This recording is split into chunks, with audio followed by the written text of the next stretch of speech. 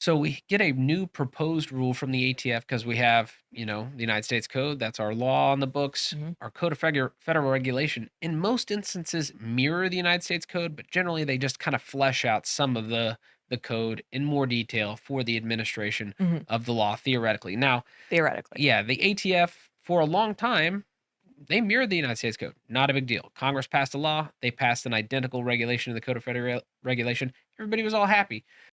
In recent years, the ATF has gone completely rogue and is basically trying to pass their own laws. Yes. They've brought the United States Code and the Code of Federal Regulations out of sync with each other.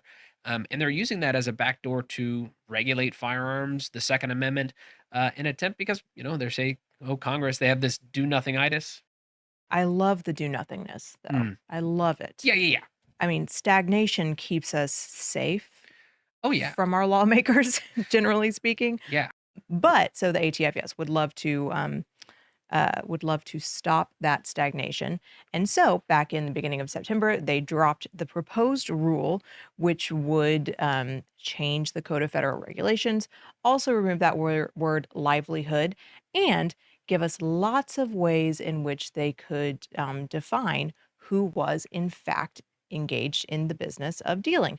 And it was pretty bad. It was pretty bad. Yeah, it moved most gun sales, private transfers into what would require Yes. theoretically a federal firearms license, and we have an entire video breaking down that rule. We do, but I mean, I think just big points, right? We speculated in actually several videos we did on this. We speculated that potentially anyone could be a dealer, even for selling a single firearm, because number one, if you kept track of your profit and losses, even on one occasion, potentially, even though there was an opt out that was like, well, if you only do it occasionally, it's not a big deal, you're not a dealer, but then nothing else in the rule actually backed that up. Right. But if you kept track of your profit and losses, let's say by drafting a bill of sale, you could potentially be an unlawful dealer from that one sale.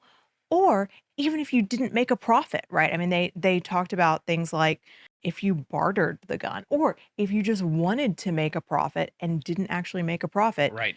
you could still be in violation of this law. So we speculated at that point that essentially anyone could be a dealer. There would be no more private sales, and we would have this sort of hellish world in which the ATF, in its rulemaking authority, has like gutted our ability as Americans to engage in free commerce, which is insane.